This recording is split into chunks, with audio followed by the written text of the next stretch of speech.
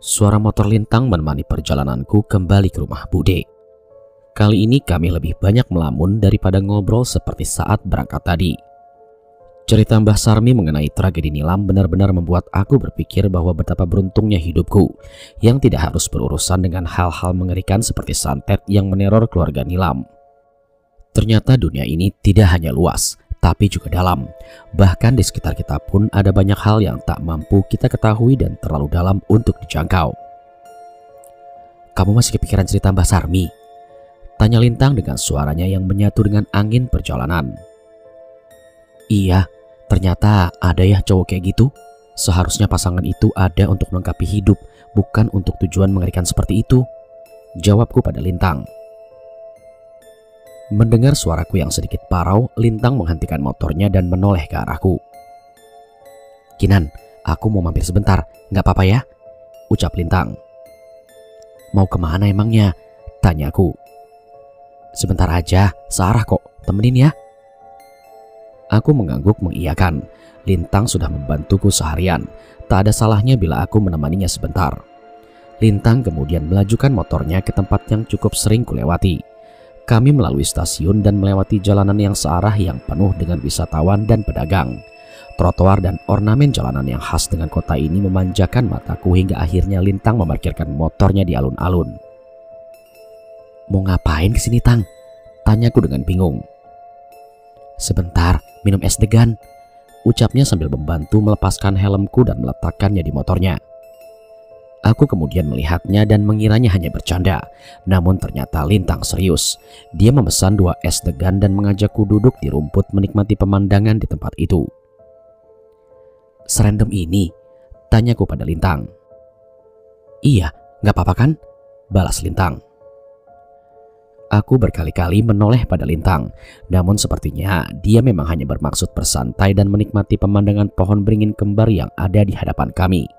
Tapi mungkin ini ada baiknya. Tepat setelah tegukan pertama, aku seperti merasakan beban dan rasa tegang yang kurasakan terangkat sedikit demi sedikit.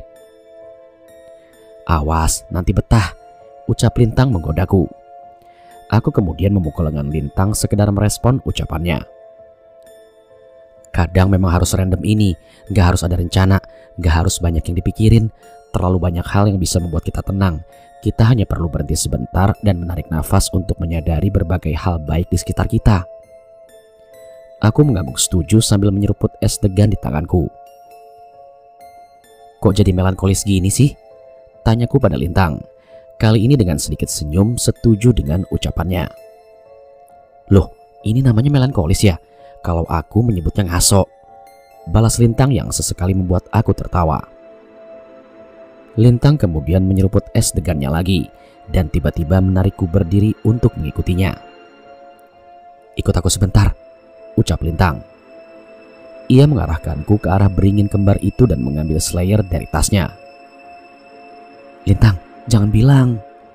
"Shh, udah, kamu ikutin aja. Kamu juga penasaran kan, pengen nyoba?" balasnya kepadaku. Aku tertawa menutup mulutku menanggapi kelakuan random Lintang. Tapi dia benar. Dari dulu aku ingin mencoba mitos yang ada di alun-alun ini. Namun tidak pernah kejadian karena aku memang pemalu. "Kamu tahu kan aturannya?" tanya Lintang. "Berdoa, ngucapin keinginan, gak boleh ngintip, dan jalan lurus melewati di antara 2 pohon itu kan?" "Nah, pinter. Tapi jangan jauh-jauh," pintaku pada Lintang. "Tenang aja, aku ikutin terus kamu dari belakang." Kemudian aku memulainya. Sepanjang jalan aku hanya tersenyum-senyum dengan perbuatanku ini. Tapi setidaknya setelah ini aku tidak penasaran lagi. Langkah demi langkah kuraba dengan menghafal posisi di mana kedua pohon beringin kembar itu berada. Namun setelah beberapa lama tiba-tiba Lintang memanggil. Kinan, mau kemana?" Terdengar suaranya sedikit tertawa. Aku membuka penutup mataku dan melihat ke depan. Rupanya posisiku saat ini sudah sangat melenceng jauh hingga hampir menabrak sekumpulan orang. Aku hanya tertawa melihat kegagalanku dan berlari kembali menuju es deganku yang belum habis. Namun tepat sebelum sampai kembali, Lintang menarik tanganku lagi tepat di tempat aku memulai tantangan ini tadi. "Coba sekali lagi ya," ucap Lintang. Aku mencoba menolak, tapi Lintang segera memakaikan penutup mata itu lagi kepadaku. Udah ah, aku malu. Udah tenang aja, malunya dibagi dua sama aku, ucap Lintang dengan santai. Aku mengikuti permainannya, namun kali ini aku tidak mendengar suara langkah kaki Lintang di belakang. Aku terus meraba kemana arahku melangkah, namun aku sudah merasa hasilnya pasti akan sama saja. Kinan. Itu suara Lintang. Suaranya cukup jauh di hadapanku. Aku tahu suara arah itu dari mana dan mengikutinya. Sekali lagi Lintang memanggil namaku dan aku mengikuti kemana arah suara itu. Hingga tiba-tiba aku terhenti saat menabrak seseorang. Kinan. Terdengar suara Lintang di hadapanku. Aku mengambil kesimpulan yang aku tabrak ini adalah Lintang. Kadang hidup ini memang gak bisa ditebak. Bahkan walau kita mencoba mengarahkan sebisa mungkin sesuai dengan harapan kita. Entah saat ini aku sedekat apa dengan Lintang. Belum pernah aku mencium aroma parfum sedekat ini. Tapi itu bukan masalah. Masalahnya kenapa tiba-tiba jantungku berdetak begitu cepat. Kisah Nilam dan Bira pasti merembukan hati semua orang yang mendengarkannya. Tidak ada yang bisa menebak akan ada di posisi itu, ucap Lintang lagi. Maksudmu apa, Lintang? Aku cuma mau ngasih tahu, aku ada di sini. Jangan pernah meragukan kehidupan, karena bisa jadi aku ada di sini untuk mendampingi kamu menyelesaikan masalah yang kamu hadapi, ucap Lintang kepadaku. Sontak aku tersenyum. Kini aku mengerti maksud Lintang. Ia melakukan ini semua hanya untuk menghilangkan kekhawatiranku. Makasih ya, Lintang. Iya, sama-sama. Tapi ada kejutan lagi. Coba kamu buka penutup mata kamu, balas Lintang kepadaku. Aku menurutinya dan menurunkan penutup mataku. Dan memang benar, Lintang tak jauh lebih dari sejengkal dari hadapanku. Jantungku semakin berdegup dengan kencang. Namun ia segera menggeser tubuhnya dan menunjukkan apa yang ada di hadapanku. Aku benar-benar di tengah-tengah beringin kembar persis dengan tempat yang aku tuju. Mungkin ini hanya mitos, tapi aku senang bisa menyelesaikan tantangan ini. Dan tak hanya itu, merahnya langit kota ini membuat tak mampu menghentikan senyumku. Seandainya bisa, aku ingin bilang pada Lintang, terima kasih Lintang atas pemandangan indah ini dan semua usaha yang kamu lakuin untuk membuat aku tenang. Namun aku mengurungkan niatku dan masih menikmati pemandangan senja di alun-alun kota teristimewa itu. Kinan. Lintang memanggilku lagi. Kali ini suaranya seperti sedikit ragu. Boleh gak kalau aku ajak kamu kesini lagi lain kali? Tanya Lintang sambil menggaruk kepalanya. Aku menoleh kepadanya masih dengan senyuman di wajahku. Tapi kali ini aku tahu, aku memandangnya dengan tatapan yang berbeda. Bisa-bisanya ya nanya begitu setelah semua yang kamu lakuin ini. Please, ajak aku kesini lagi. Tunjukin pemandangan seindah ini lagi. Entah di sini atau dimanapun, yang penting sama kamu. Namun sayangnya ucapan itu hanya ada di pikiranku. Aku menahan sekuat mungkin rasa senangku. Mungkin di kamar nanti aku akan senyum-senyum sendiri dan meneriakkan nama Lintang dengan menutup mulutku dengan bantal. Boleh. Sayangnya hanya itu saja jawaban yang akhirnya keluar dari mulutku.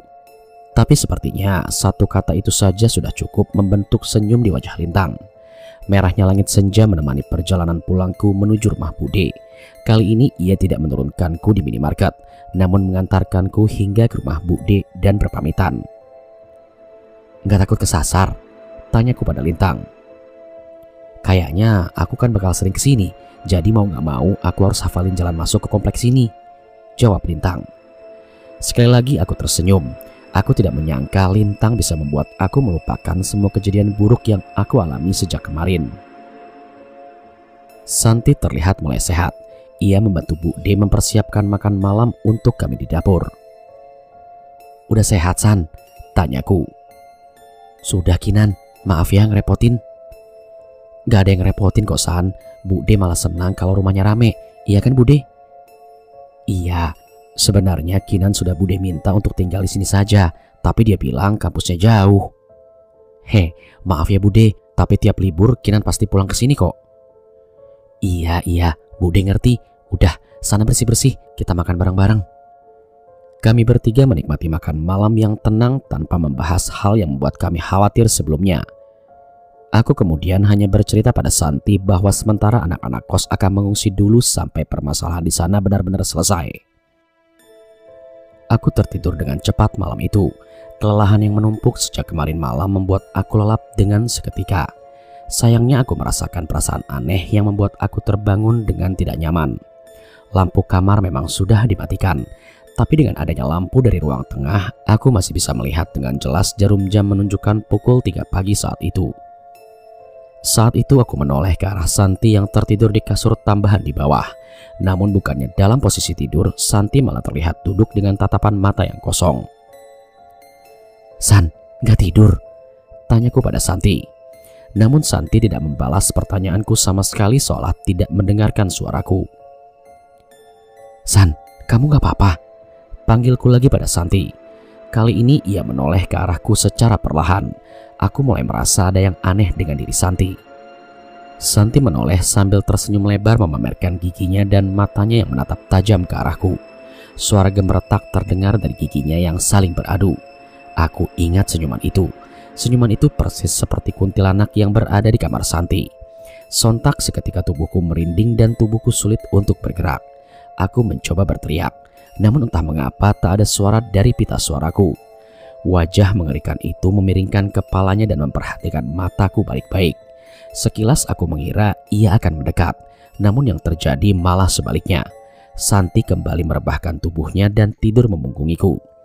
Aku berniat keluar memanggil Bude, namun aku melihat Santi sekali lagi. Ia tidur dengan tenang seolah tak terjadi apapun pada dirinya. Akhirnya aku pun berpikir kembali untuk memutuskan kembali tidur dibandingkan harus membangunkan Bude malam-malam begini. Paginya Santi terbangun seolah tak terjadi apa-apa dengannya semalam. "San, bener udah sehat?" tanyaku memastikan kepadanya sebelum berangkat ke kampus. "Udah Kinan, tenang aja, gak usah khawatir," balasnya dengan penuh percaya diri. Melihat responnya, aku berusaha berpikir positif dan bersiap untuk berangkat ke kampus bersama dengannya menggunakan sepeda motor. Walaupun sudah tidak terlalu kepikiran, tapi aku masih sulit untuk berkonsentrasi menerima pelajaran di kampus saat ini. Apalagi saat teringat kejadian semalam. Semoga saja tak ada masalah dengan Santi setelahnya. Jam mata kuliahku dan Santi berbeda. Dia selesai duluan. Kami janjian jam 3 sore bertemu di halaman depan kampus tempat kami biasa menunggu di kursi taman. Naik apa ke sini?" Tiba-tiba Lintang menghampiriku tepat setelah dosen keluar kelas. "Naik motornya Santi, paling dia udah nungguin di depan," balasku pada Lintang. "Tapi pulangnya ke rumah Bude kan? Gak ke kosan?" tanya Lintang dengan wajah yang khawatir. "Iya, tenang aja. Nanti kalau masalah di kos udah diberesin sama Mas Danan, katanya Mas Wiro mau SMS aku," jelasku sambil berjalan kaki menuju halaman depan. "Tapi motor kamu diparkir di belakang kan? Kok ikut ke depan?" tanyaku pada Lintang. "Ya elah, gak peka banget sih ini cewek. Ya nemenin lah. Kalau gak bisa nganterin pulang, seenggaknya nganterin sampai depan juga gak apa-apa," jawab Lintang dengan santai. Aku tertawa mendengar jawabannya. Aku sudah tahu maksudnya, tapi kalau bisa mendengar langsung dari mulutnya rasanya sedikit berbeda. Aku sampai di halaman kampus sesuai waktu yang dijanjikan, namun Santi tidak terlihat di sana. Beruntung ada Lintang yang menemaniku ngobrol untuk mengusir kebosananku. "Coba Santinya di SMS, jangan-jangan kamu ditinggal," ledek Lintang kepadaku. "Enak aja, Santi gak kayak gitu." Namun sesuai kata Lintang, aku segera mengirim SMS padanya menanyakan kabarnya, namun tak ada balasan. Kami menunggu hingga hampir 1 jam, namun keberadaan Santi tidak juga muncul. "Coba cek motornya, masih diparkir apa udah gak ada?" tanya Lintang. Tadi aku dan Santi parkir di parkiran depan. Kami pun mengecek keberadaan motor Santi, namun masih terparkir dengan kondisi sama persis seperti tadi pagi kami parkirkan. "Motornya masih ada, tapi kok jam segini dia belum keluar ya?" ucapku dengan heran. Lintang hanya menaikkan bahunya dan menyerahkan minuman botol yang baru saja dia beli. "Minum dulu nih, kamu haus kan?" "Iya Tang, makasih ya." Aku kemudian meminum pemberian Lintang sambil memikirkan kemungkinan apa yang sedang dilakukan Santi. "Santi gak mampir ke kosan kan?" tanya Lintang tiba-tiba. Sontak aku menoleh kepadanya. Memang itu yang aku takutkan saat ini.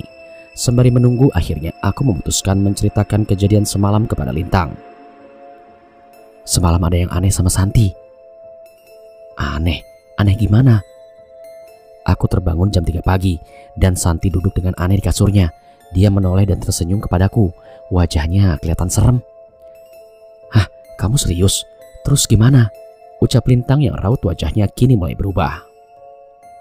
Ya udah begitu aja. Setelahnya dia kembali tidur dan memungungiku. Paginya dia baik-baik aja seolah gak terjadi apa-apa. Kemudian Lintang terlihat berpikir. Aku tahu ia memikirkan hal yang sama denganku saat ini, bahwa Santi pasti pergi ke kosan.